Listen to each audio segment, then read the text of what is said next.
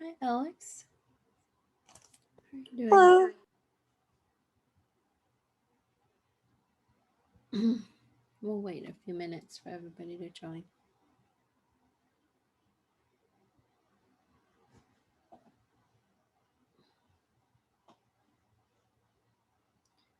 Are you doing okay on your projects, your circuits?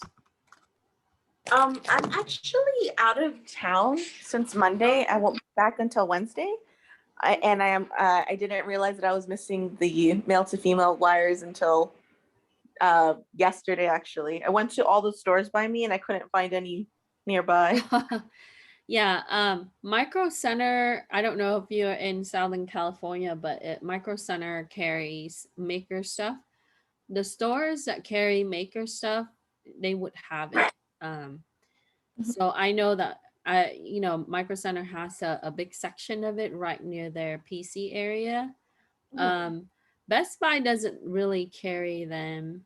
Okay. Uh, Yeah. So if you are missing parts, you can call them when you come back, and you can go to the iMake Innovation Center and you can pick them up. I talked to them yesterday, so they have it available.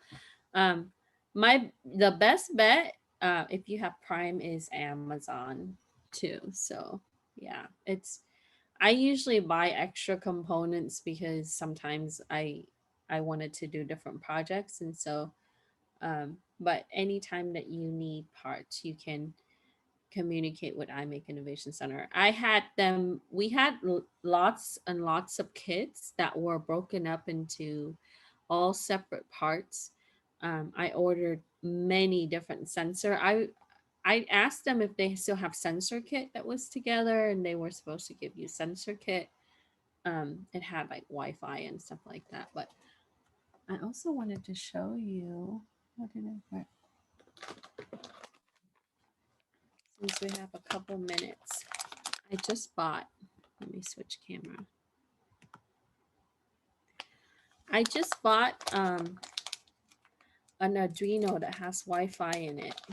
It's actually not too expensive. It came a couple days ago.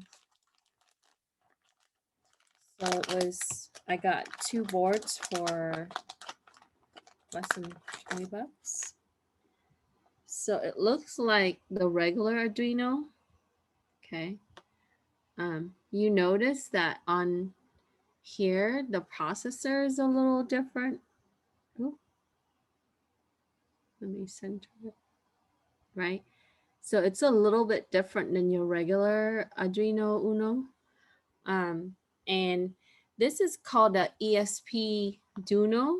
This is one of the new development board, and this one has Wi-Fi in it. So if you're interested, you can find some of these. I bought this from Amazon. I was gonna play with it a little bit in August when I have a little bit more time. This is a different company, and of course, most of these boards are produced in China because it's very cheap there. When my husband was there a couple years ago, he went to one of the mall that they sell everything electronics, very cheap. So I gave him a long list, and he brought me back some stuff. Unfortunately, the video cards there are not as cheap as I thought. It's like maybe $40 cheaper than here, which is surprising because I guess the demand for it is still pretty high over there too. Um, but like HDMI cable was like $2, a dollar. So we bought a bunch of stuff, and he brought it back. Um, so you can also buy like development boards for smartphones there. And so if you ever go to China, um, there's there are several malls that are actually like that, but they have it's kind of like their Silicon Valley. They have a city that produce all of this stuff. All right, so 2 o'clock. Let's touch back on what we were talking about last time. So as the surveys are coming in, I was reviewing some of the survey result, and I felt like I gave you too much work.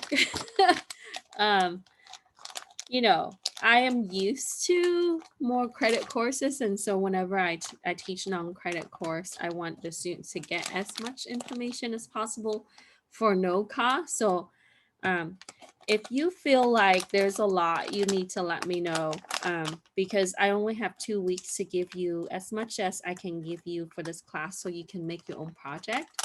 Um, Building the circuit with the basic component stuff like LEDs and buttons are okay. It's not fully elevated until you do sensor. There are so many different type of sensors. We are only touching on the common sensors that you see. Um, so I want to give you a little bit more on sensors, and then I'm going to touch on the assignments that we have to do today.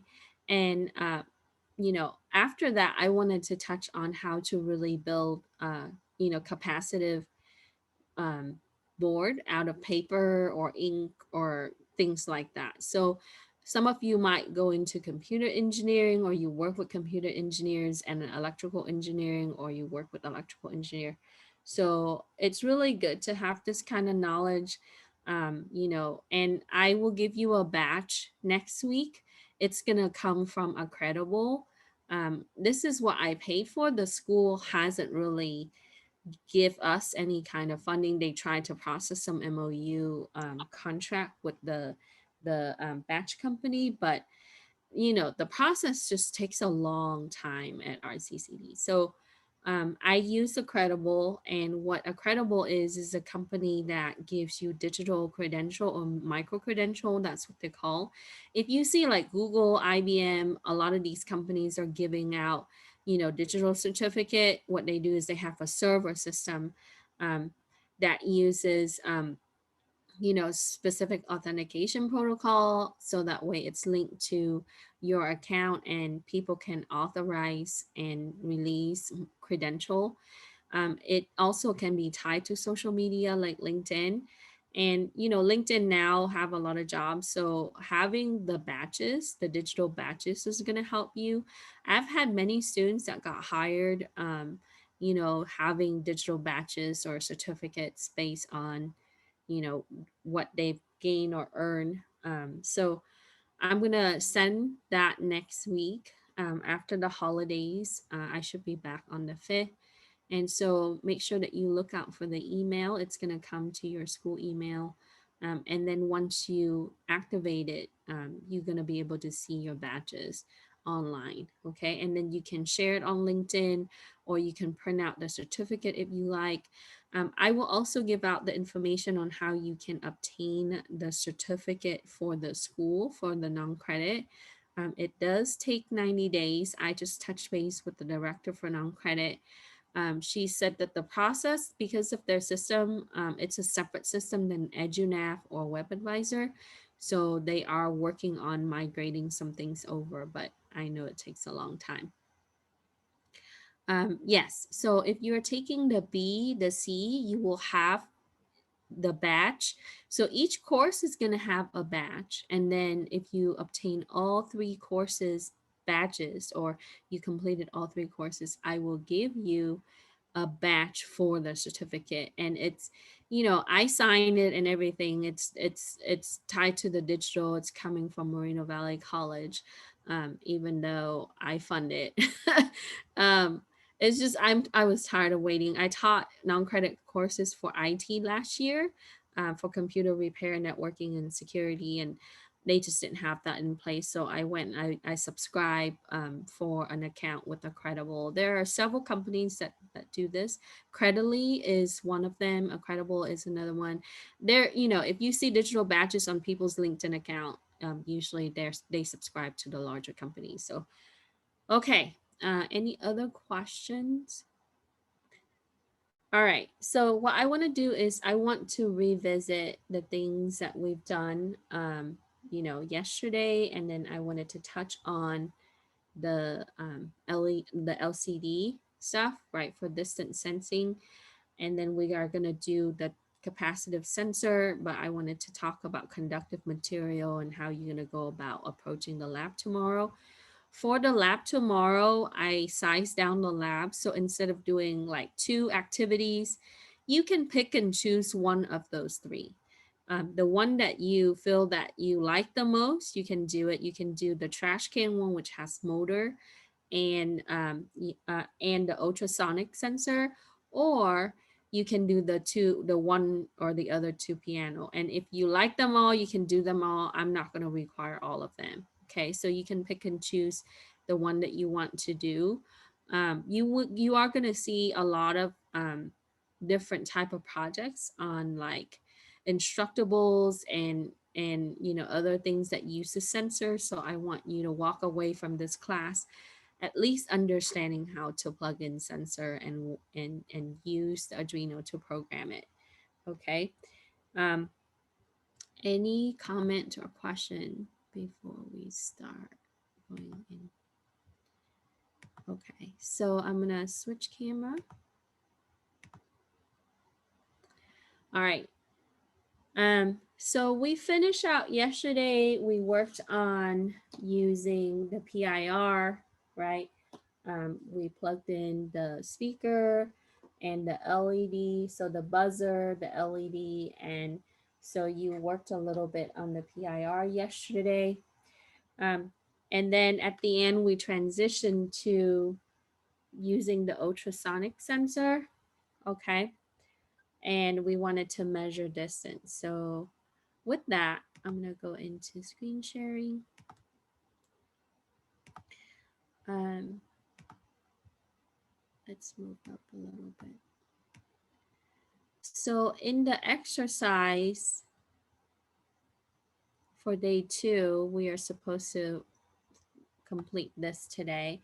In this exercise, exercise C, we work with HCSRO4, which is the ultrasonic sensor. And this one uses sound. We touched a little bit on that yesterday. It has limitation with the distance. It's good for measuring distance. I was talking to my husband yesterday. He teaches robotics for a private school. And, I mentioned that I was using PIR for this class. He doesn't really use PIR. Most of the robotic stuff that he teaches, he said that when he works with Arduino, he mainly uses the ultrasonic sensor. So you would see the preference in the type of sensor that's used. So this one is commonly used in like robot toys, robot cars, even the larger robots. So when I was at College of the Desert, they had a NASA grant, and I think they still do with they call it MESA instead of STEM. So the students, they were able to do uh, Mars rover projects, and I had talked to a couple of groups. Some were doing like drone like, some were doing rovers that actually crawl. So they have to incorporate sensors like this, and it has to also, they use heat sensor as well, because as it's going to get dropped um, out of space, right, it's going to get dropped, and as it lands onto a planet like Mars in simulation, there's certain temperature that it has to withstand, so they have to build a heat shield for it. And what they did was they used Arduino Mega with it. And then, some teams were better at doing heat shield than other. And so they had sent their product to NASA, and their engineers tested some of their projects. So it was pretty cool. They had a good time doing it. They learned a lot. So I consulted a couple of groups on that. So what you see is this particular sensors, most of the time you would see that it's going to be used for like robotic type of devices. So we talked about how VCC needs to be connected to the 5 volt, and then your trigger and your echo, those needs to go into your digital pins. And if you're not sure, you can look at the code, and it would also specify which pin it is. So when you plug it in and you're not seeing anything, if it's not working, right? Check your potentiometer, check your wiring, and then look at your code and see and check your pin. That's very important. So on this one, we have 4 connection. We have a positive for the voltage source, which is 1. We have a ground, that's going to be number 4. And then the 2 in the middle are going to be your digital pin connection. Okay. So on this one, it talks about the kilohertz. So it's going to emit ultrasound at that 40,000 kilohertz, or 40,000 hertz, I'm sorry. And so let me plug in my Arduino. So as you can see, let me stop share real quick. Um, as you can see that on the, let me see if I can move the camera up. 1 second. So with that, what you have is you have the LCD. And if it's really dim, you need to turn the potentiometer. You need to adjust it, okay? The ultrasonic sensor is going to be plugged onto your breadboard, and then we are going to use male-to-male jumper. So you would follow what the diagram shows and also how the pins are labeled. So when you are facing it, the left one is going to be the positive. So that's going to be your VCC. And so I simply follow the diagram. So I'm connecting that to the positive, which is the red. And then next to it is going to be your digital pin. And that one, I have it as blue, and that's going to go to pin 11. And then the one next to it, which is yellow, I'm sorry. Yeah, so the blue is going to go to 13, and then the yellow is going to go to pin 11. We're not using pin 12. And then the one after that is going to be ground. And so this one is going to go to the ground on the Arduino. Okay. Now, for the potentiometer, we wanted to plug it in the middle. Okay. And so the back, there are 3 legs. So the 2 front leg, okay, the 2 are going to be in the front, and then the one individual leg is going to be in the back here. Okay, so that's going to be away from the LCD. The 2 front leg is going to be close to the LCD. And once you plug that in, you would follow the diagram. So you would have a positive that's going to give it the voltage, and then the ground is going to be next to that, and then the third leg is going to go to the LCD. So the individual leg, right, that connection is going to go to the LCD, because it's going to be used as a knob to adjust the LCD brightness. And so if you see it dim, you can rotate the knob, and so that way you would see, right? You would see, and if it's loose, okay. So you want to make sure everything sit a little tight. So yesterday, Ghislaine suggested that you should put the foam on the bottom so that way it doesn't pivot. And I did that after having the conversation at the end of the class. And that foam is safe, so you can put that underneath, so that way it doesn't tilt forward and loosen the pin. Okay, so that keeps it in place. So that works pretty good. So making sure that we are looking at the pin on the code to really making, check that we connect the right one. So I put a ruler, and then I'm going to use the box in front of it so I can make the adjustment, and I would see the distance. And if you put it really up close, right? And so, yeah. Okay. So that is the project for exercise C. Do you have any question, or anybody have any challenges with this one?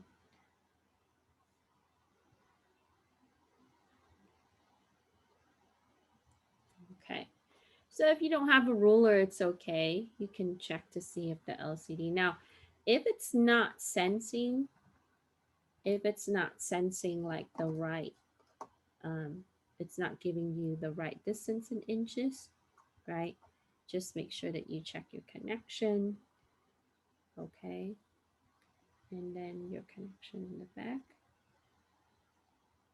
So let me put it a little closer so you can see.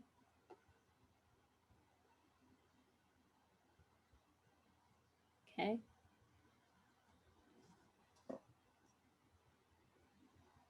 Any question on this one?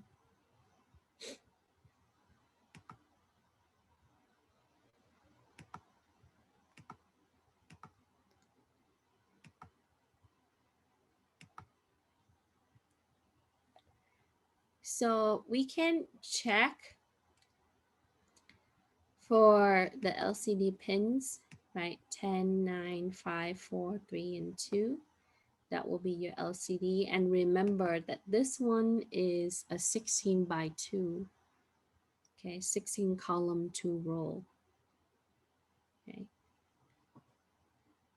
And then your sensor pins is going to be 13 and 11. And this one is just going to be for your counter, which is initialized at 0, but then it's going to update.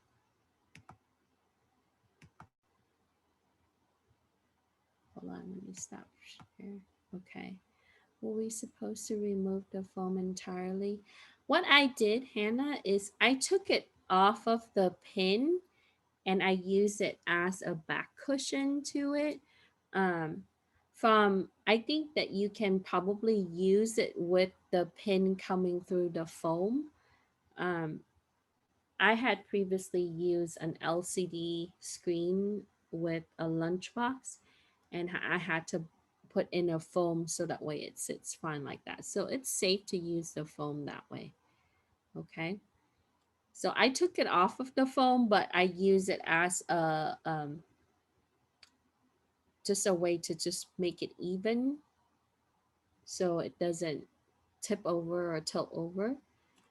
So I'll show you. You see on the bottom. Okay.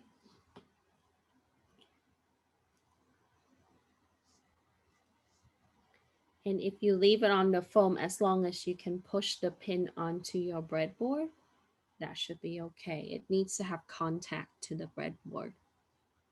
Okay. So I had inserted first and then I pushed the foam underneath, but it's up to you and how you wanted to do that. Okay, let me unplug it. So, okay, so for the LCD readout, how do we stop it from printing redundant letters? At the moment, it's reading less than 100 inches display, which show 8.02 inches. How do we get rid of the extra S's? Okay. Let me.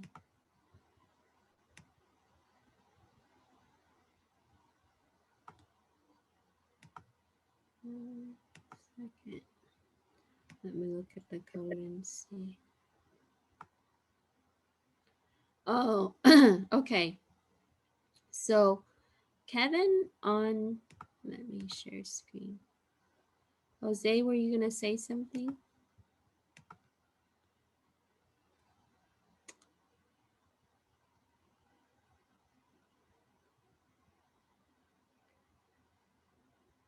So it's supposed to output. So here is the clear roll. You're not supposed to have anything there. And then it puts your cursor for the distance. It should show inches like this. Okay.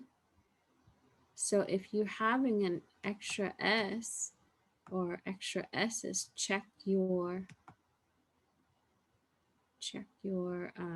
string on the print unit.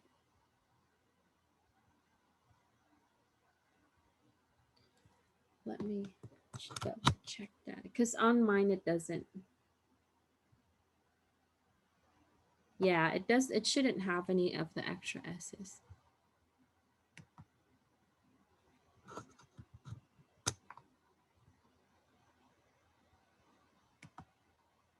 Okay. All right. Yeah. So you got to make sure that your clear rule has enough of the characters there. Good. So that's basically just the code.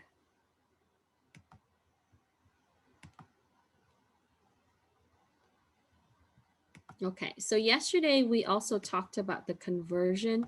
So what if I wanted to display centimeters, right? Then I would have to make sure that when here is the line that we convert miles to inches, okay? So if you wanted to make it, you know, in a certain unit, you just gotta make sure that you apply the math operation for it here. Okay, so if you follow the example that's provided in the document, this one is going to give you inches.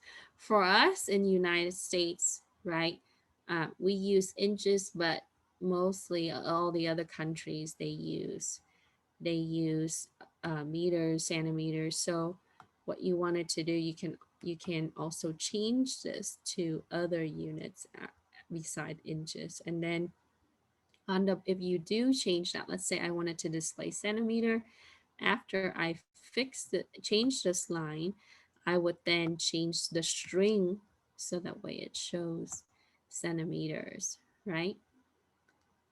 And this is going to allow us to really detect the distance between the object and the sensor.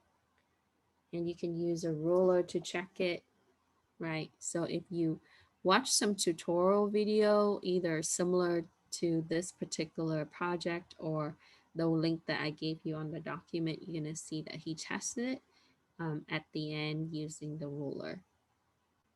Okay, so you see quite a few projects that are similar to this.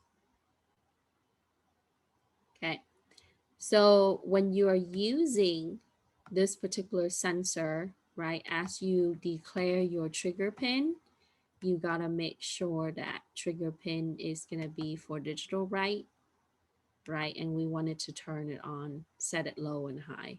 That means that you're gonna give, you know, low is when we don't give it voltage, and then high is when we give it voltage. That's why you plug in the 5 volts for the positive, and that's how it's gonna be able to receive the voltage. Okay.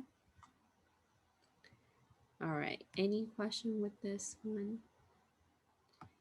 And on the LCD, things that we should remember is that you want to specify the type of LCD display you're using.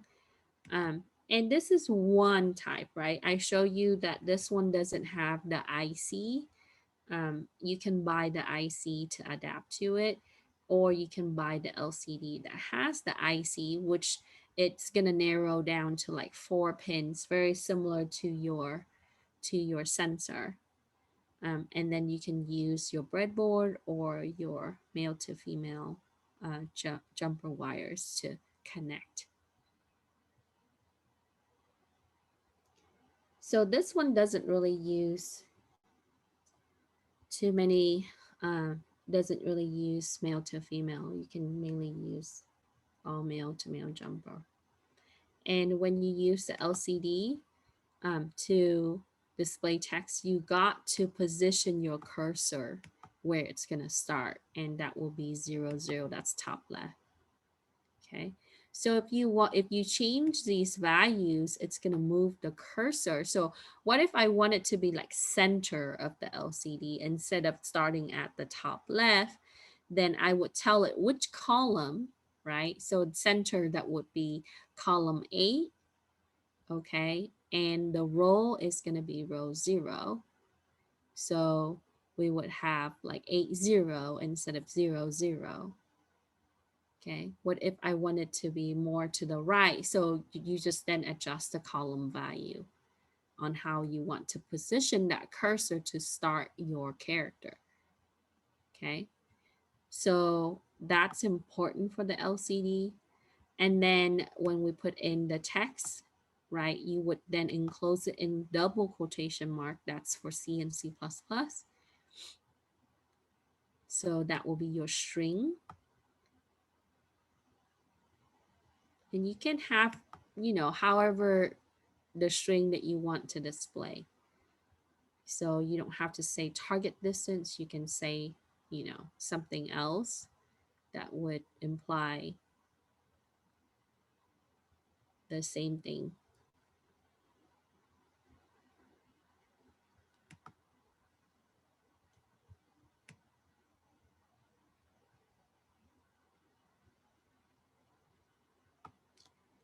Okay. So now you can understand a little bit more about how to put together a program like this using your ultrasonic sensor and LCD.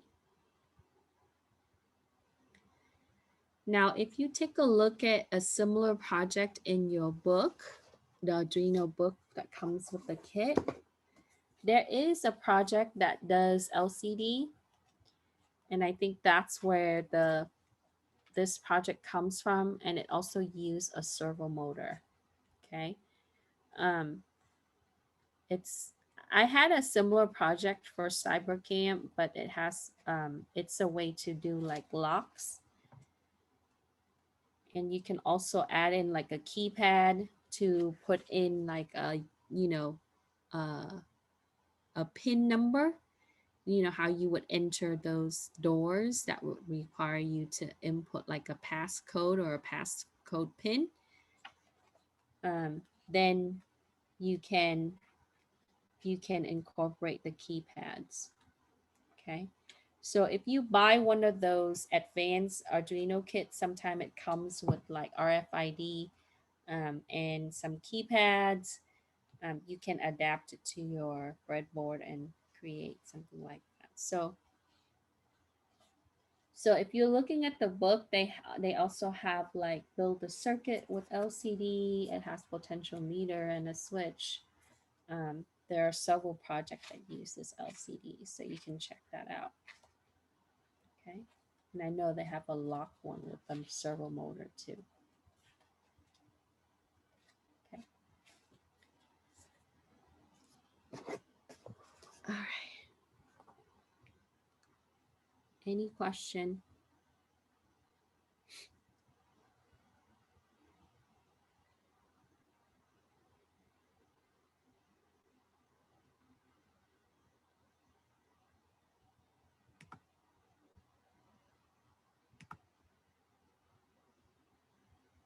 Let me zoom in on this a little bit.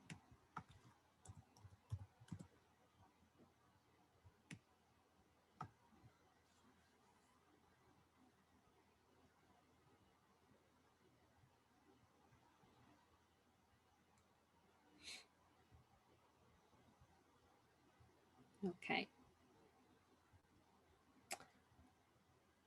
So we would follow this schematic.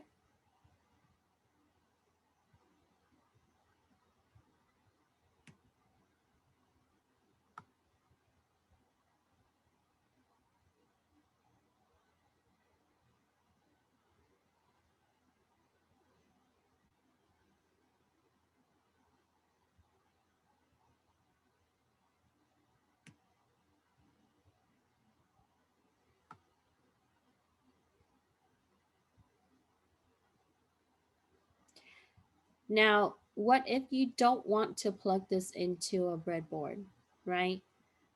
What you have to do is you can use the male to female jumper wire and you can plug it into the pin of the LCD. But however, because you're using the potentiometer here, it needs to be connected with it.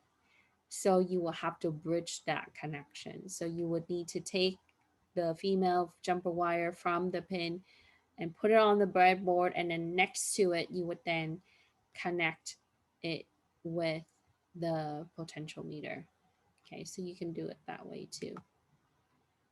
Why would we need to do that? What if I wanted to mount the LCD above my breadboard? Like I would, let's say 3D print a housing, right?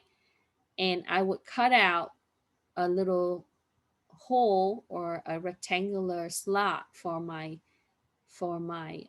sensor, and then another slot for my LCD. Then I would need to use wires, right, to extend it. So you can extend it. And if your jumper wire is too short, you can buy the female to female ones to extend it to make it longer. Um, you know, or if you buy electrical wire at home improvement store, you just have to solder it. So how can I make it stick on here without using electrical tape that might fall out? You would use a soldering iron and, the metal wire, and solder it on top so it sticks to it, and then you can mount it. So there are many ways that we can put together this project. Okay. Did you try moving the potentiometer that controls the brightness? Yes, I did. At the beginning, I had to the same way that you did. Okay. So in order to turn that on, you would have to adjust it. Mine is working, but the LCD screen display is so dim. Yeah, so Hannah, you have to rotate the knob and making sure that it's brighter. Okay. If you are rotating it and it's not adjusting it, you just got to make sure that the potentiometer is fully connected. Very good. Yep. So now you have a screen that's adjustable and it's using analog signal for that, right? Even though the LCD is connected to the digital side, but because the potentiometer is variance, it's able to adjust. It can give it more electrical signal or less as you adjust the knob. So if you want to make it less bright, you can decrease it by turning it.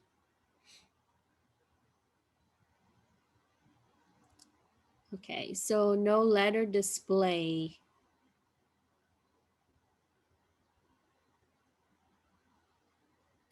Yeah, so I would check your digital pin connection to the LCD.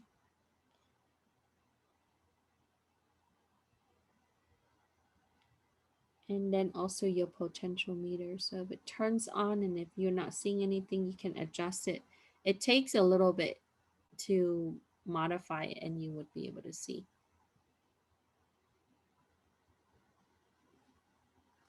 So your LCD connection,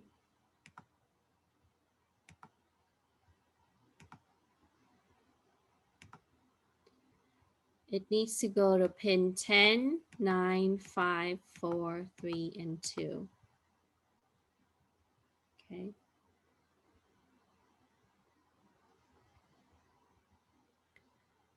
As you declared that at the top.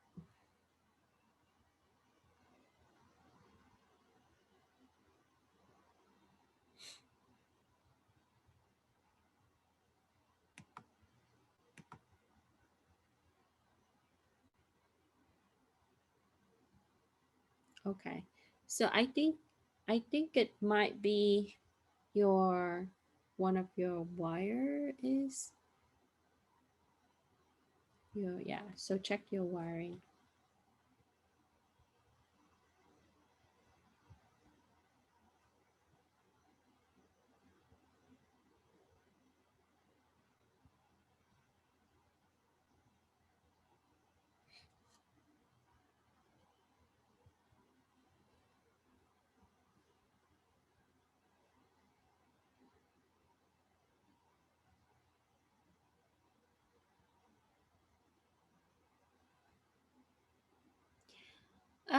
Yeah, so it's if the wire is loose, it could be that it's not receiving.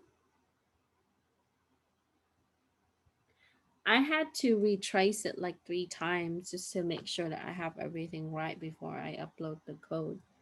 Um, because I didn't use the same color wire, so I just have to triple check and make sure.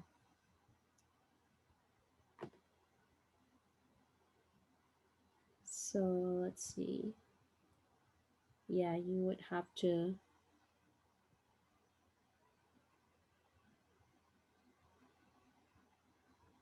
look at how you connect the digital pin on that. Faulty.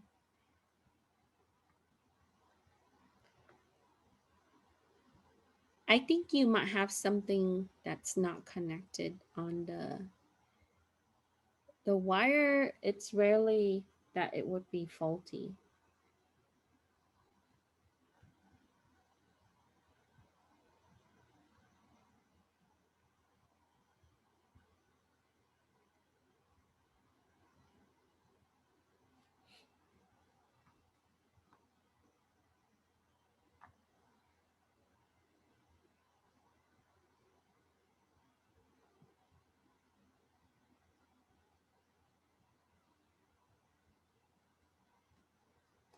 And also, let's see, the only one, yeah, check your sensor. Okay, let me know. I'll be on later on if you need help. I will be available for office hours as well. Okay. Any additional question with this one? All right.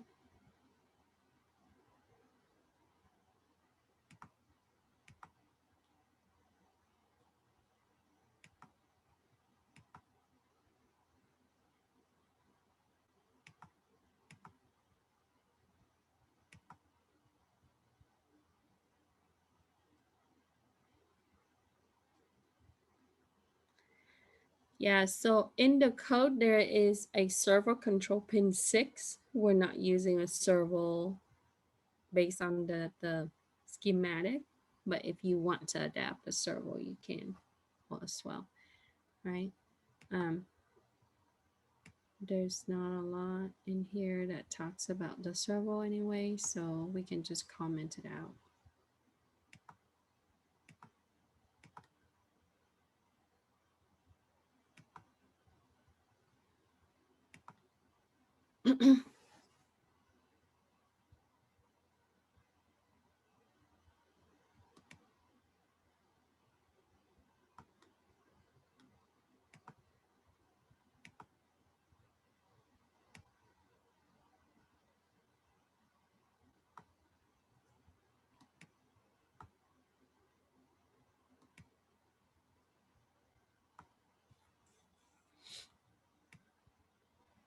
Okay. Any question? So as some of you are finishing that one, in the next one, it's touch sensor. But before we go into this, I'm going to give you a little bit more on how to, you know, build something like this.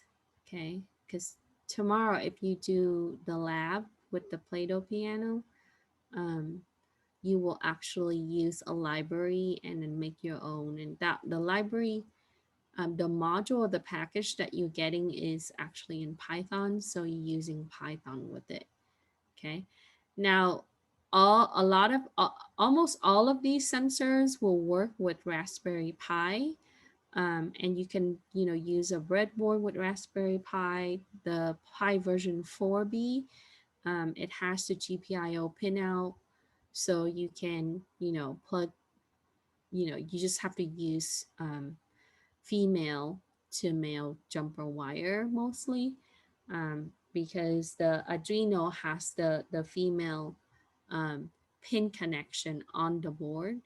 The Raspberry Pi 4B or Raspberry Pi 3 even has the male pins on the board. So it's opposite, right? But you can adapt sensors, you can adapt LED, you can do a lot with Raspberry Pi as well. Now, when you program in Raspberry Pi, it's different than this, right? Even though it's still a C-based programming language, you will use the Python packages with it. So if you take the next course, I will walk you through on how to get started with Raspberry Pi, putting in Linux, which is Raspbian, and then we'll move on from there. We will do like maybe one or two light, electronic component exercises, and then we will do more inside the actual operating system programming.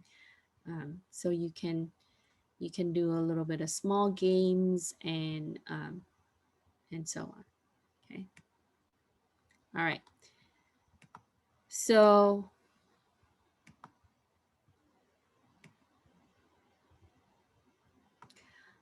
this was an exercise that I had used in cyber camp a couple years ago. And I would start out with talking about circuits. So we already learned about circuit in this class. It's just a closed path loop, right? Where electric current will flow. We can adapt components. We build circuits on our breadboard, and the differences between your AC and your DC. So the AC is it's known as the alternating current. That will be for your home. Your electrical outlet at home uses AC, and the computer or your smart devices would use DC. And so this is why if you're using your laptop, right, your laptop charger is going to convert AC to DC. Okay, your computer desktop uses direct current, your laptop uses direct current, your smartphone uses direct current. Okay, and so in general, we would see 3.3 volts, 5 volts, 12 volts. And so when you compare, right, in an illustration of a 2D, direct current compared to alternating current, you would see direct current would be one direction flow, and alternating current would be both direction flow, like this. Okay.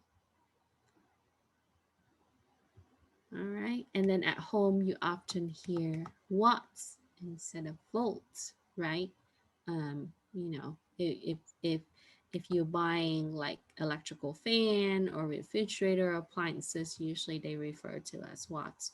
So basically, it's a product of voltage in that volts in the current of the amperes or amps.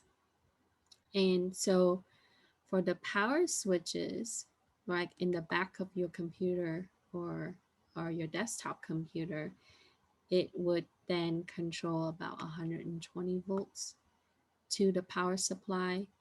And that power supply, its job is to distribute power to the rest of your computer components. Okay. So on average, what you would see is, so when you're buying a power supply, for those of you who build computers for fun, you would, for like a gaming computer, you would go with like 650 or 700 watts or higher, right? So ultimately, all that is that you want to have sufficient power for all the components that are inside your computer, especially if you have video card that requires additional power. Now, if you don't have an additional video card, it would then use the onboard video card, which comes with the motherboard, right? So it will be supplied through, the power will be supplied through the motherboard instead of the direct from the power supply. So you get a general idea about how power is distributed from the supply to the components. And so when the power supply, it can also, so here it talks about how when you use the power button, it sends 5 volts of signal to the power supply, tell it to turn on, right? As we learn about Arduino, 0 volts is off, 5 volts is on. So on the digital aspect, 5 volts is going to give the power on. And so in your circuit, this is why if you want to turn on your sensor or your LCD screen, you gotta give it 5 volts, okay? Now, when we work with capacitive sensor, which is touch sensor, we are using conductive material, our hand, our body. Um, you know, sometime we would use graphite, foil, copper, metal. Your jumper wire is conductive. So what I did was I created an exercise that uses pencil. And so graphite is a form of carbon and it is a conductor of electricity. That means it's conductive. Okay. If you wanted to know what type of material is more conductive than other, the internet is great with giving you all kinds of different charts, right? What will be conductive, what will generate more static electricity. And so graphite is a fairly good conductor, okay? So if you can actually draw your circuit. So in a sense like this, what you can have is you can have a piece of paper, you can put an LED, right? Like the one that you use for your circuit. You can take your pencil, the softer the pencil, the better it is. So if you buy like drawing pencil or those sketch pencils, that is not, because the number 2 pencil is pretty hard. It's not that soft. So you can go with number 4 or 6 or even 8. They have different grade of pencil. And if you draw it, okay, you can actually create a circuit. Okay. So 4B is one of the best ones. I tested these already. So it's graphite to clay ratio. And you should, when you look online, if you wanted to buy those type of pencil, you can look for like 4H. I think you can find them. A pack is going to be a few dollars. So a way that you can also make a flashlight is you can use paper, or you can even build a circuit like this. So you can hook up a battery. From the negative side, you draw your little drawings. You take a metal piece like the alligator clip and you attach to it, and you got to make sure that it's on the pencil drawing. And so it needs to touch it. It's going to give you, it's going to be able to light it up. Okay. So this is like a good exercise for little kids to kind of learn about electricity. So when you attach the LED to it, it will light up the LED. Okay. So I did one, I can show you, this is mine. Okay, so I took a piece of paper and then I attach a battery to it and I draw 2 thick line. Okay, and then you wanted to label positive or negative. And then you attach the LED to it. So you don't really need a breadboard, you can make it light up. Okay, and then when you roll it up and you clip everything together, you have a flashlight. It's pretty cool. Okay. All right. So let's talk about touch.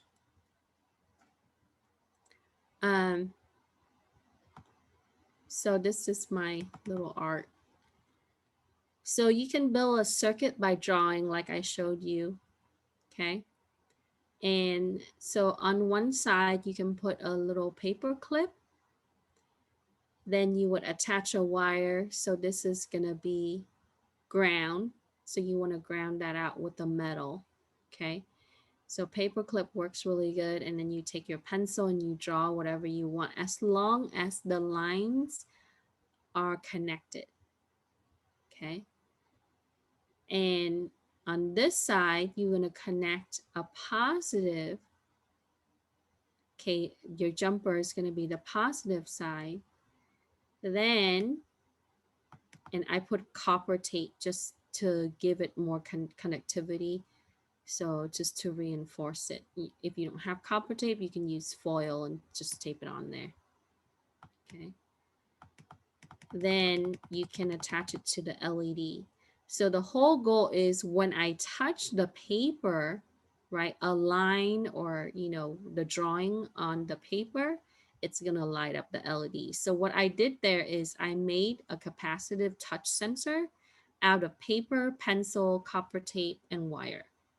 Okay, and I build a circuit here just to check to see if I send electrons to the paper and it sees it, right? So it generates some kind of electrical signal there.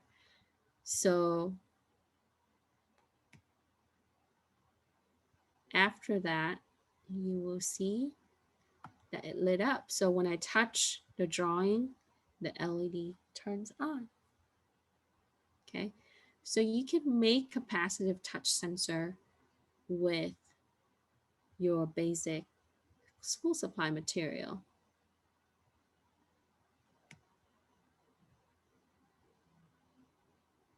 I will share this document if you're interested. I will upload it, okay, onto a page in Canvas. So if you're bored, you want something to do, you can use your Arduino to do this.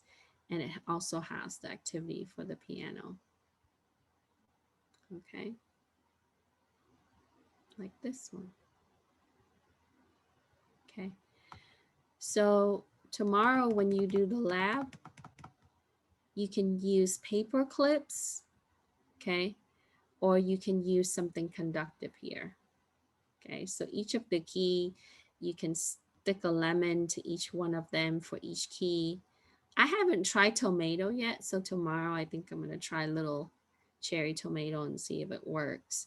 Potato works really good. Um, you know, the citrus one works really good. If you have like Coca-Cola cans, right, non-open ones, you would have to use paper alligator clip with it or electrical tape to stick your wire on top of it. I've seen people use soda cans, or even empty soda cans. I think should be okay because it's metal, or aluminum at least. And then you can also use foil. You can use spoons and forks. So there are a lot of creative ways that you can make your own key. So the point is that after you build your piano, when you touch it, it's gonna sound the key, right? And so you can play your little piano, so you can build it that way. Okay. All right. So coming back to what we are gonna be doing next is we are going to work with touch sensor, okay, your TP223. And this is a key touch pad that is already built with an integrated circuit. Okay. And when you touch it, you just touch it on the sensor pad. Okay, one second. I want to just share with you something from the other document.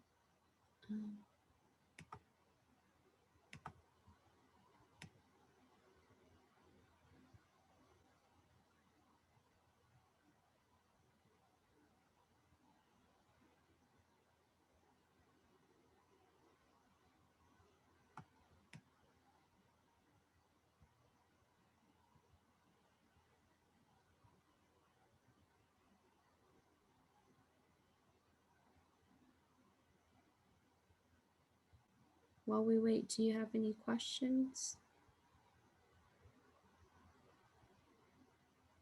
I lost that section.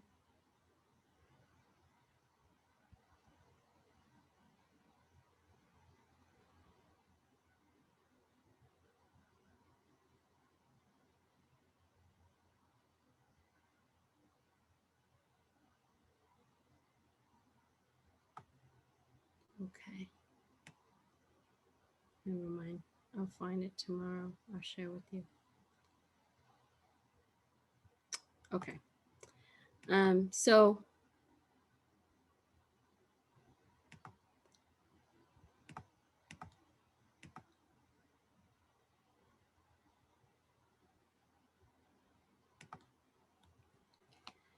So on this one, it doesn't require a lot of electricity, right?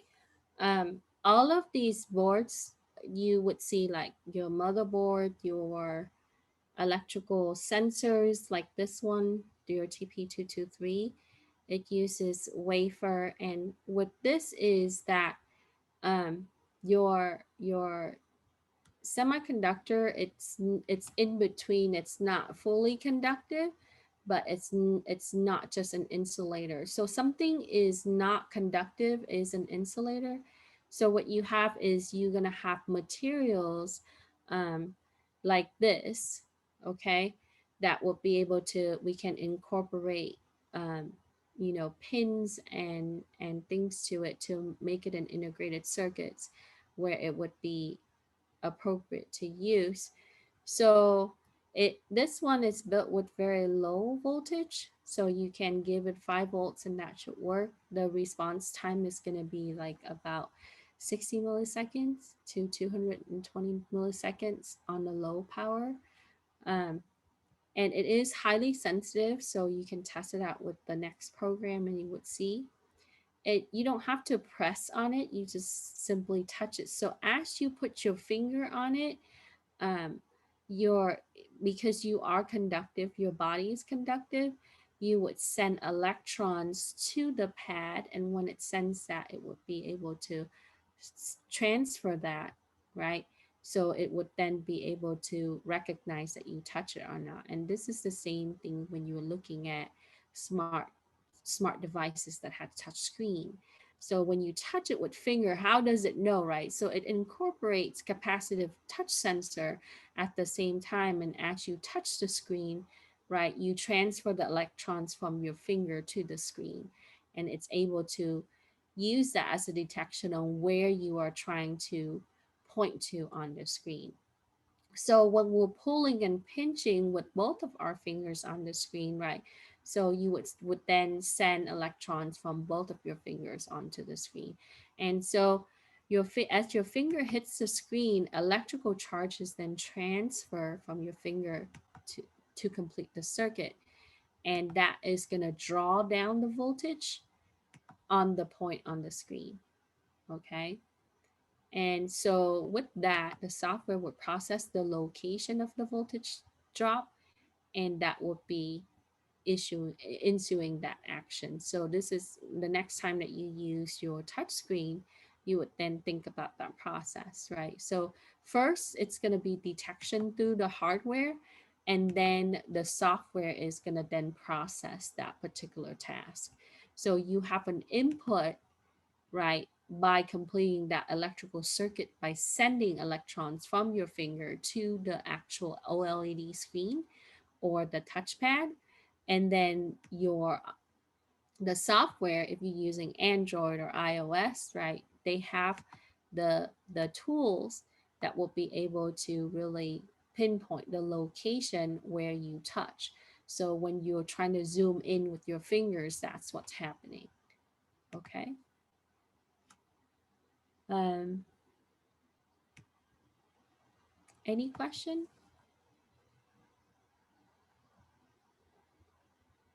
All right. So on this one, we have 3 pins, your signal pin, your voltage or your VCC, and your ground. Okay. So when we put together this, your signal pin is going to go to pin 7. Your VCC is going to go to 5 volt, right? We're always going to connect the VCC to the volt. And then the ground is going to go to the ground connection on the Arduino. So for this one, you can use a breadboard, or if you have male to female jumper wire, that will be better. You can connect it directly. Okay, and I'll show you how I did that. So you should be able to interface it. Now, if you don't use a breadboard, the female connection is going to go to the back of your buzzer. Okay, and then also to your TP223, your capacitive touch sensor. Now, if you're using a breadboard, you can stick this guy onto the breadboard, and then you just connect the male to male wires accordingly. We've been doing that for a few activities now, so you should be able to adapt that by now. Okay, at least attempt anyway. Okay, without the proper diagram. Okay, so I just use this. Let me unshare so you can see the full camera. And let me go to my screen. So this is what I have. I have the capacitive touch sensor. I use the female connection connecting to its pin. Okay. So VCC is in the middle, so that will be your red here, and that's going to be connecting to the 5 volts on the Arduino. For the trigger or the signal, that will be my white, and the white I connected that to 7, and then I use another 2 female to male. Okay, and then I connect that to ground and pin 13, they are together. That's the orange and green. Okay, and you ask me, well, which one? So when you unplug this, you can see that, remember how we did this with the buzzer? For pin 13, that's going to go to the long leg, and then the ground is going to go to the short leg. And so if you adapt this onto the breadboard, you simply would just put the buzzer onto the breadboard, put the jumper wire next to it, and then connect that to pin 13 and ground, one side, and then the other side, you put the capacitive touch onto the breadboard, and then put the jumper wire next to those, and then connect them to the ground and the 5 volt and number 7. Okay, so you can choose to do either one. You can have it without the breadboard, or you can adapt it with the breadboard.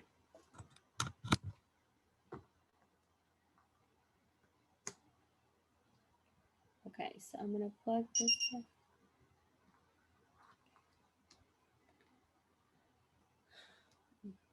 Turn my sensor up.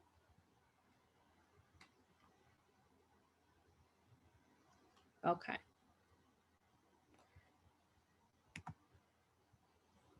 So let's share screen.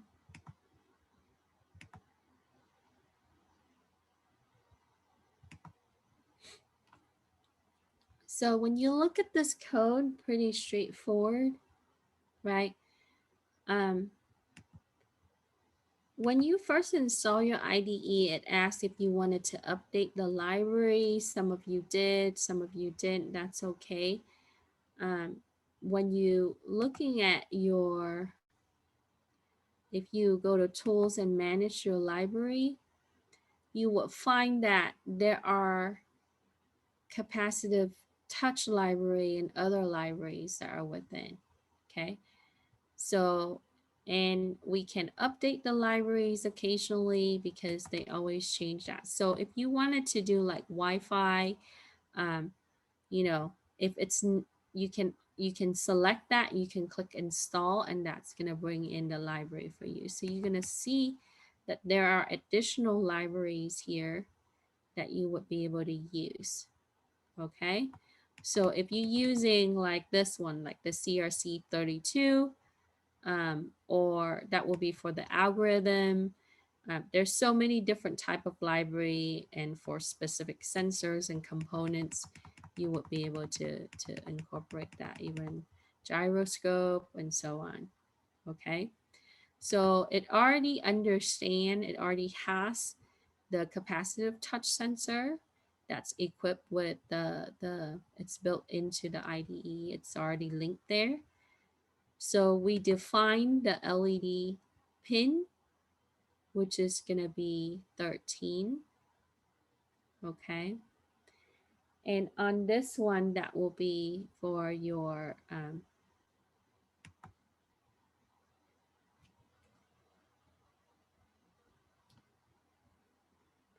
it's actually, I should say, this is going to be for LED or buzzer. Sorry. So if you connect the LED to it instead of a buzzer, it will just light up. Okay. And then we would have your serial monitor enabled. So we would do a serial.begin.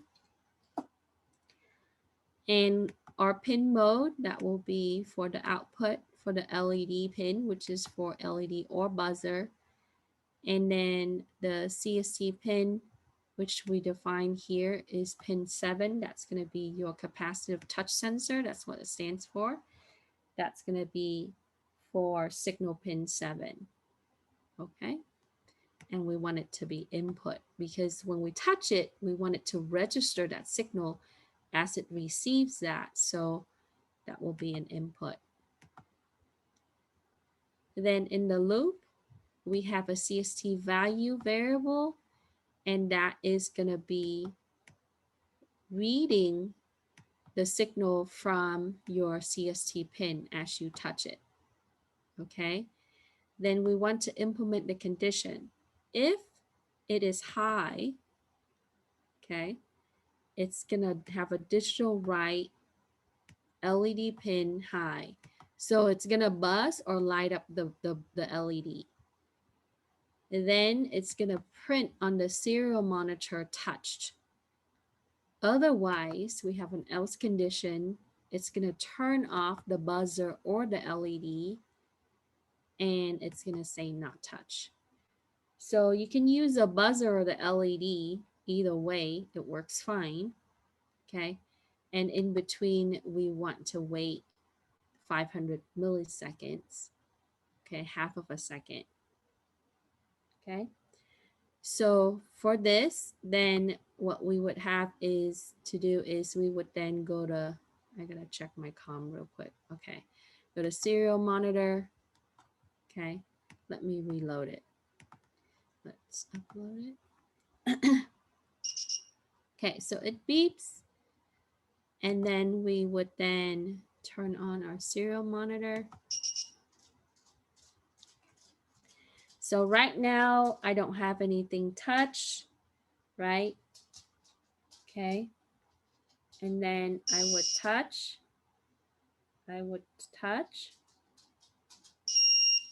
See that?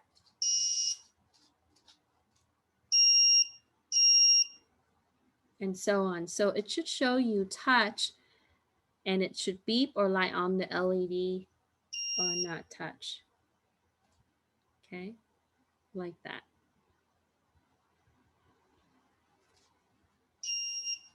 Okay. So once everything is working good, then we will be okay. My dog didn't like that buzzer very much. She's upset.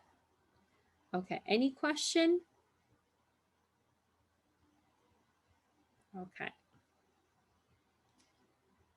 So it works pretty good. You can test it out once you have everything connected and then programmed. You're going to upload your code, open up your serial monitor, make sure you check your port, and then you can test the capacitive touch sensor. I'm going to unplug it now. Any question? Okay. So if you don't like to hear the buzzer, then you can put in your LED, or you can connect the buzzer. It's up to you.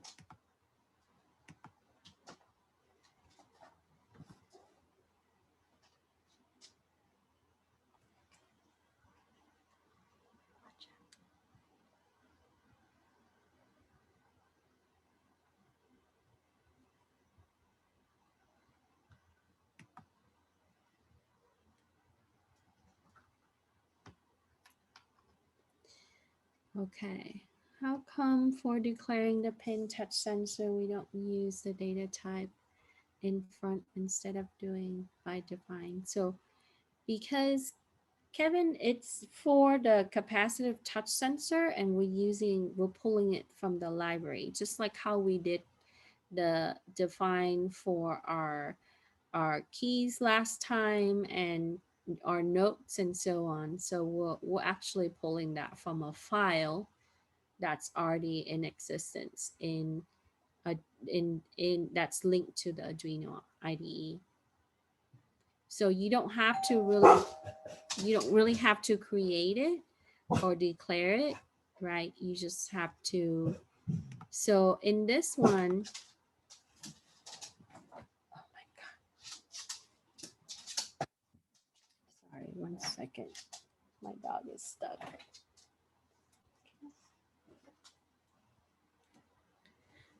In this one,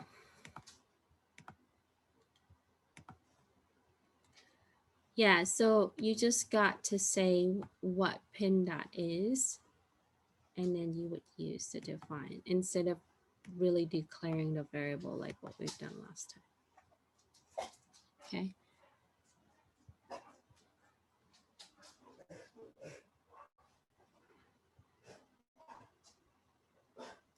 So now, unlike the other one, right? So when you do the serial dot begin here, you're actually using you're accessing the method from a specific object in a class from the serial monitor file.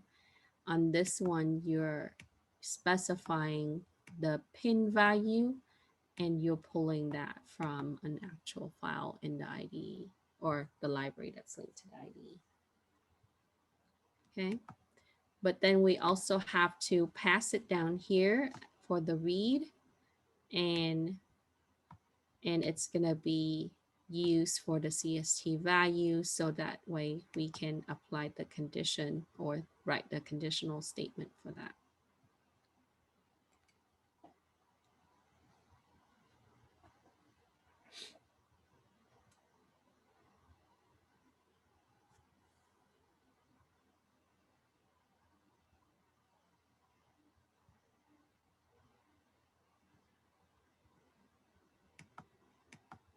Any questions?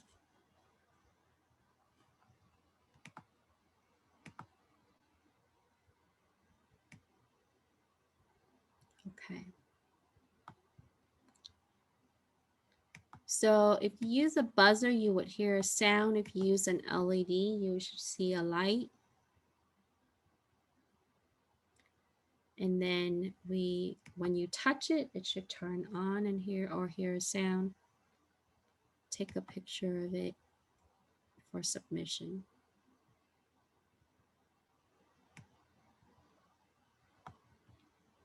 Okay.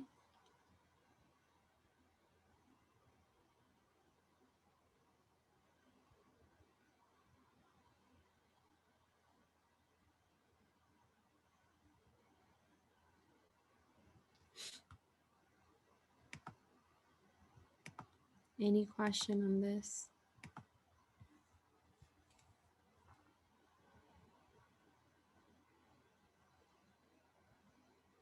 Now, there are a lot of different projects for capacitive touch sensor.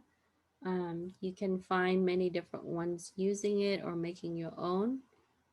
So I wanted to make it a little bit simple so that way you can see how it works before you expand on it.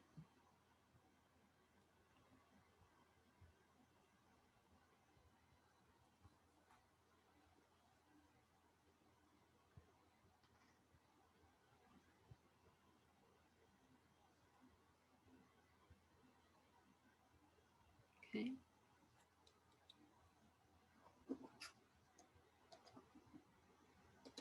Any question?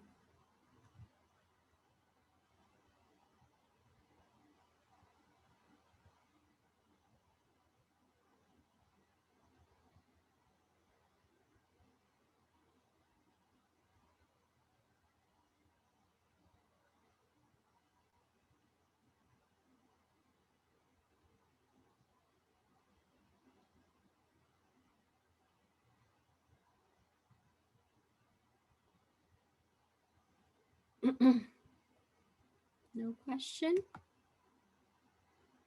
Everybody got it working? Oh, look at David's. Because your camera's on. That's cool. Very good. Very good. Yay. So your touch sensor works.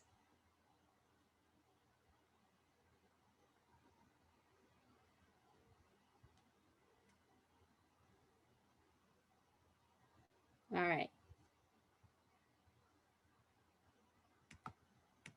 Okay, so I have a little bit of time. I kind of wanted to preview some of the option for the lab tomorrow. We will dive a little bit deeper. Like I said, you don't have to do all of them. You are going to pick one to do. Okay. And then I should be able to and have some time to answer questions at the end of the session and then also tomorrow. I will get some recording up for Thursday. Thursday, we're not going to meet live.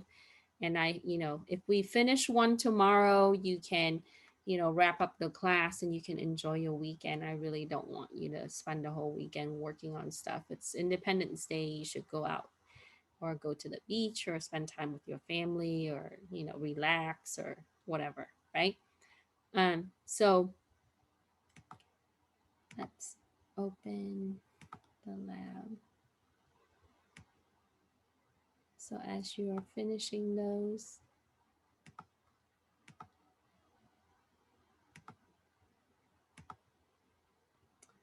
so I'm just gonna do a preview on this. I'm not gonna go in depth with it today. Tomorrow we can go into the specifics, okay? And then I will show you. So the first option is you are going to make what's called the Trashcanomatic. It is gonna use the ultrasonic sensor and similar to what we've done previously, but on this one, when you put your hand in front of the sensor, it's supposed to activate the servo motor and flip the lid open. That's the whole point. So you are going to need your Arduino Uno, your USB, a servo motor, your ultrasonic sensor. You don't have to use this dimension. Whatever box that you could find, you don't need a very large box because larger box, the flap is going to be a little heavier. So something like shoe size, or if you have like an old packaged box that you can use, that's fine. This is optional. You don't need to have a 9-volt battery if you're not using USB power from your computer or power bank. So you should test it first before you actually put it into the box. Okay.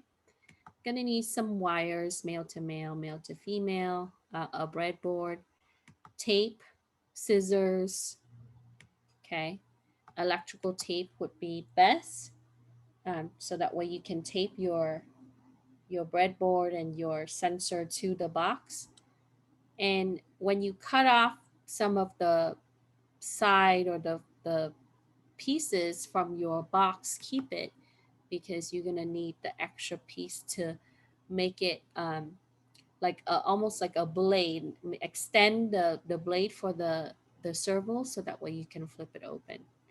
Okay. So on this one, you are gonna customize your trash can like this. Okay. The extra piece of cardboard is gonna attach to your blade like this. And then you are going to cut out a small hole, or you are going to pull so your breadboard is going to be inside, and it's best that you use male to female jumper wire. If you don't have that, you need to attach your breadboard and electrical tape it. So we're not going to see all the ugly electrical tape. That's fine. um, However you would be able to connect it, that will be okay, because it's from looking from the outside, you're not going to see all the tape. Mine was pretty pretty ugly on the inside because I had a lot of tape just to secure the breadboard and everything. So we are gonna cut this part, pull out the sensor and make sure that it faces.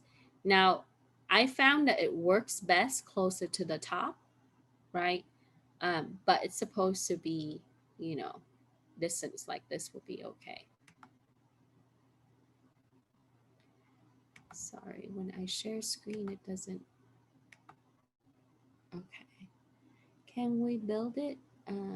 Not put it in the trash. You don't have to put it in the trash can, but if you really want to test it, right, then it would be the trash can. Yeah, so you can build it. You don't have to put it into a.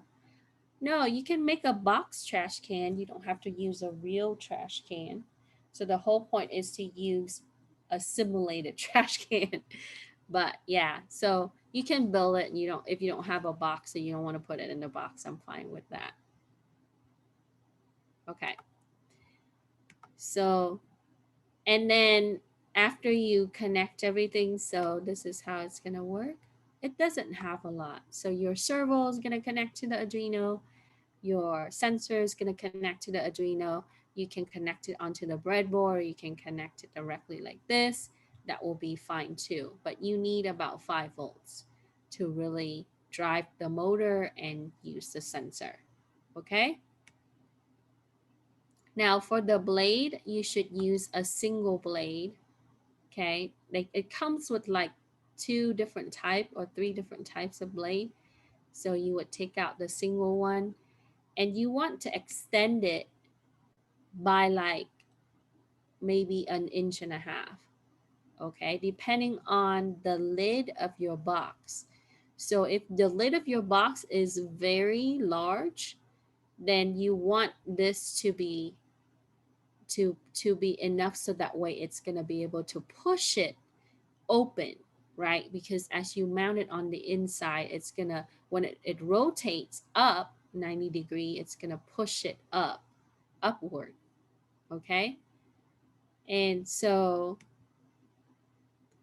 after you tape it together, then you can attach it to the servo. Now if you're using a 9-volt battery to power your Arduino, be careful. You do have a battery connector in your component box. Make sure that you connect the right, you know, pins.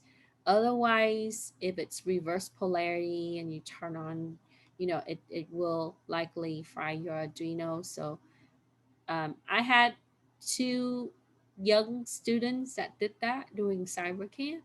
So just be careful when you're using the battery, okay? Because if you need to use your Arduino for another project and it's dead and it's no good, then you have to wait, get another one.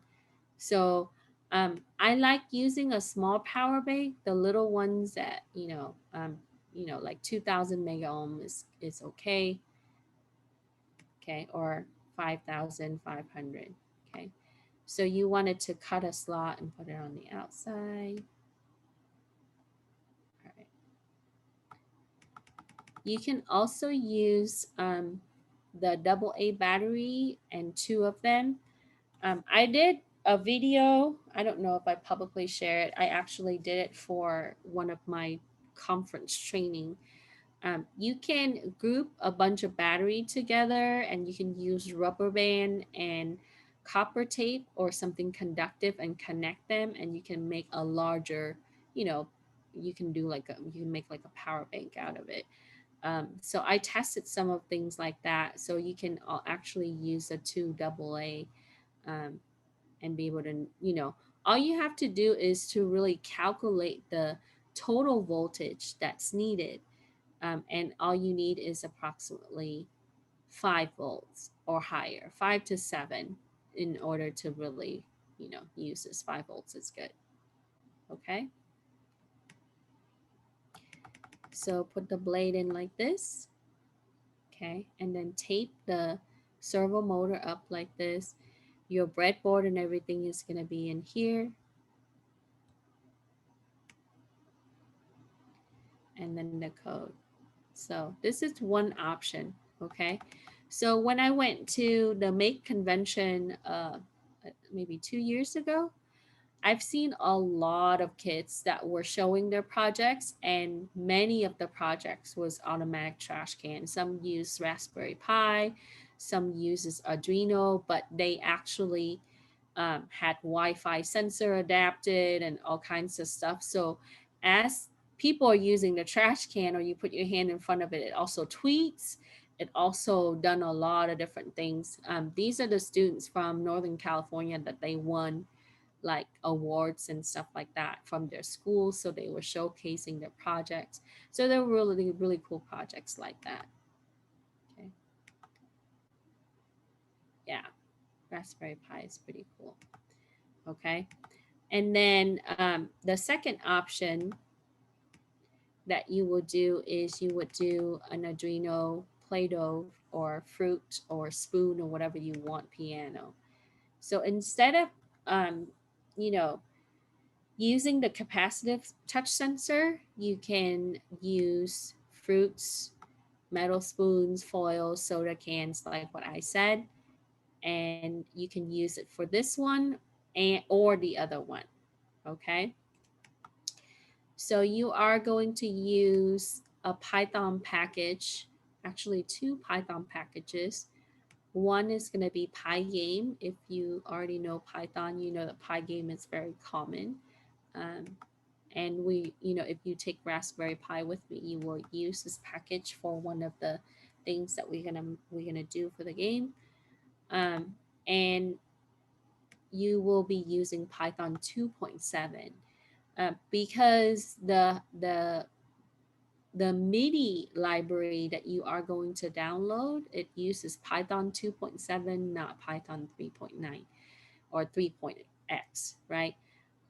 So if you have Python 3, you can also install Python 2.7. Now, if you're using Mac OS or Linux, Mac OS actually comes with Python 2 equipped along with Linux releases. Most of the common Linux releases like Ubuntu, um, and Fedora.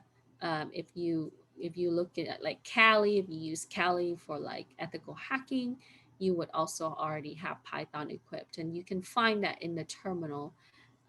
Just real quick, like if you wanted to know which one that you have installed, you can open your command line, and then you can just do Python dash dash version, right? And I have 3.9.1 installed, so it will tell me that, right? And if I installed another Python releases, this is linked to it's set up in my home path.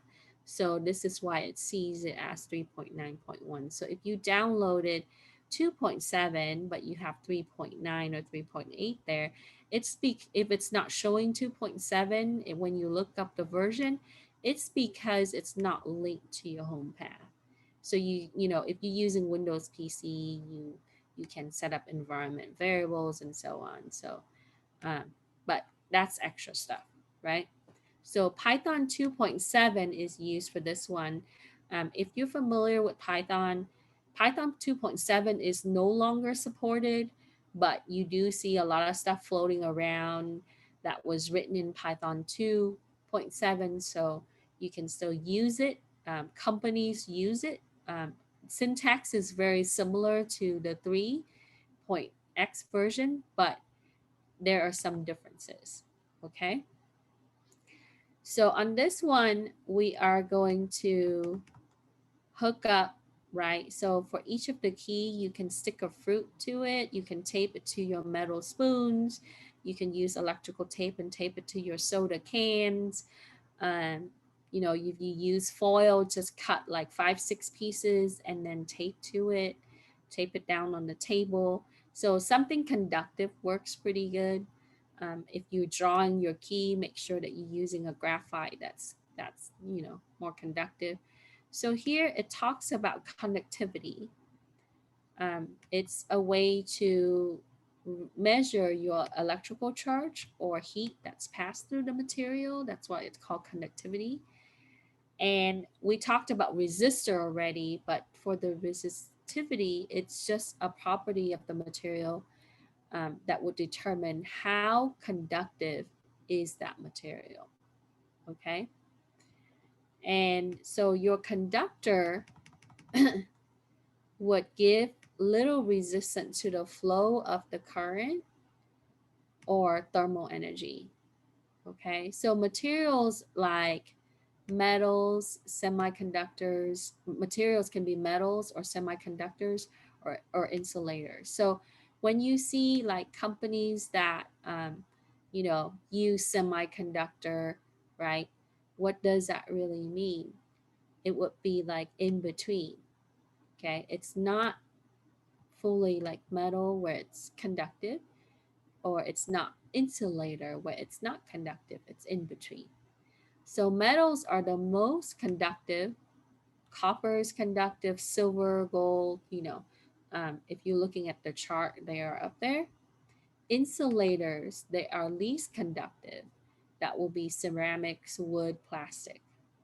Okay, so if you want to put your electrical component into some kind of housing that will be insulator, you would then use these type of materials. So this is why you see that people 3D print a lot of like the housing for their IoT devices or their electrical components, right?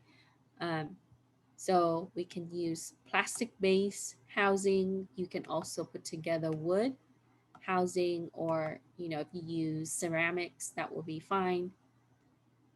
So conductivity is a way to really define how much voltage is required to really get an amount of electrical flow.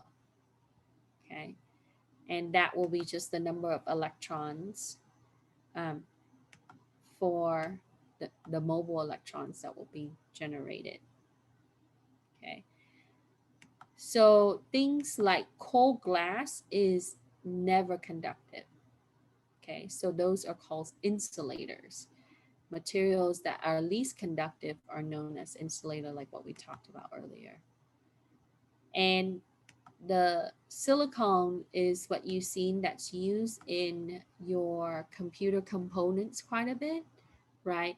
Or germanium is because they are semiconductor.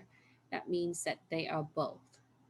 Okay, they're not fully conductive, but they're not fully insulator. They're in between.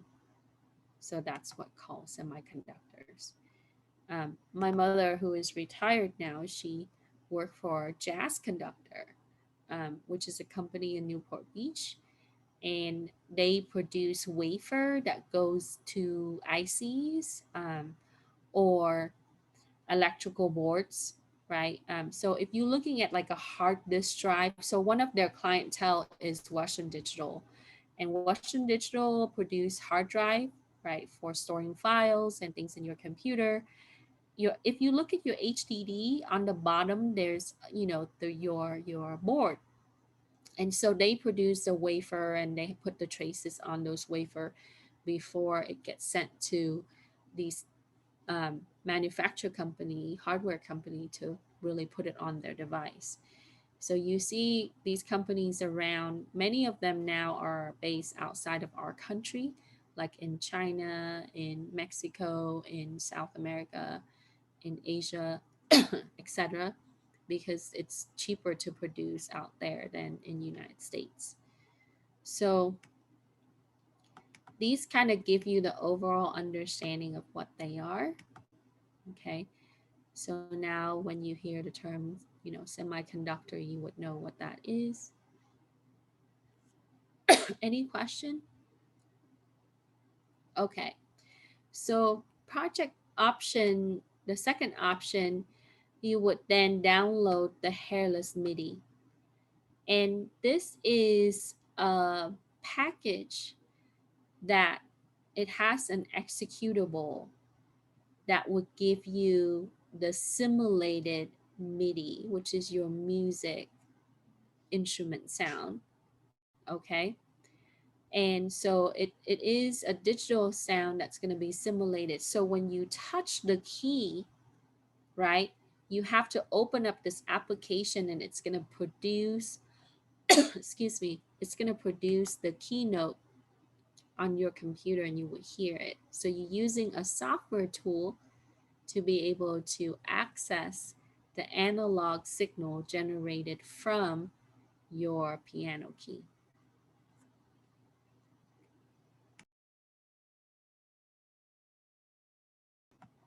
Any question?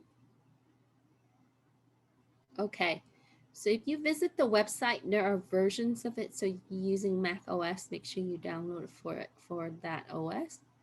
And then if you're using Windows, you can download. It comes down as a zip file for Windows PC, and then you just need to extract it. Okay, so follow the instruction there. It's pretty straightforward. And I'll show you tomorrow on how to do this. Then you will need to install Python 2.7. Then after that, you are going to download Pygame. And then you are going to use Python shell to import Pygame. Then you plug in the wires, and we are going to use analog as sound, as analog signal A0 through A5. So one end is going to go to the Arduino A0 to A5 for the jumper wires. The other end is going to go to your conductive material of choice. Okay. I use Play-Doh in this exercise because I was writing this exercise for little kids. And yeah, they had a lot of fun playing with the Play-Doh more than just programming it or using it for the exercise. So you would then pick your materials, okay? And then, so you are gonna pull up the capacitive piano file, okay? So earlier Kevin asked, why didn't we declare that variable? So tomorrow when you do this exercise, you're gonna see where that comes from, right? You are gonna pull up files from that particular package, okay? And also tools that you're gonna need. So it's gonna use the USB MIDI, and then we are gonna use this .h file, the USB MIDI file. Okay, so we are gonna comment out some portion of the file, and then you are gonna use the hairless MIDI application, and you are gonna be able to play it. Okay, so there's some additional steps, but it's gonna be a lot less wiring and everything else. Now, the code that you see here, this is it's Python. It's not in C or C++. Looks close, but not, right? So when you see import statement like this, right? Import is used in Python, Java, right? C++ and C uses include. So import is equivalent to include. Okay. And so this is in Python. And we would then declare our notes. So when you touch the key, it will be, the notes that's going to be played. And then you have to specify your port number. Okay. So I'll explain more about the code tomorrow. So after you write your Python file, you save it. I would put it on my desktop so I can access it. And then you would then just run it. Okay. And then you can turn on the volume of your computer, and then you're going to touch each of the key and you would hear the sound. So that's second option. Okay. Now, if you don't want to do this one, or if you wanted to do all of them, you can. I'm not requiring all. The third option is to make a paper piano. And on this one, we are going to make our own capacitive touch sensor out of paper and paper clips or foil. Copper tape works great too. Okay. So the materials you need are here. And if you want to be fancy like this, you can draw the key. If you don't want to draw the key, you can just clip each one to your paper. Okay. Now notice that it's using different size resistors. Okay. You are going to need 8 of them. So when you wire it up, it's going to look like this. Okay, so this one requires more jumper wires. And then you can use your buzzer, or if you have one of those small speakers that I showed you before, you can connect it like that. But buzzer works fine. Okay. So that will be another option. And notice on this one, we are gonna also include the file that will be the library that you need. So when you touch the key, it's gonna sound. Okay. Any question?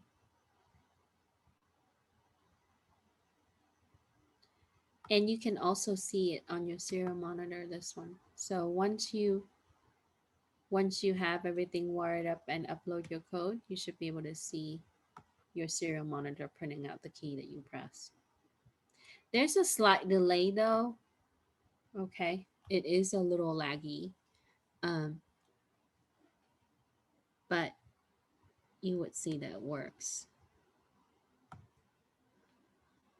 Okay, so you have 3 options. You can do any one of them, or you can do all of them if you like, but I only require one. So I'll show you tomorrow. Any question? If you want to get started today, you can. That's up to you. Okay. All right. That's it for me today. Type your name into the chat. I usually check the log for Zoom, but excuse me. Have a good afternoon. You can stay on to ask questions if you need to. Let me stop recording.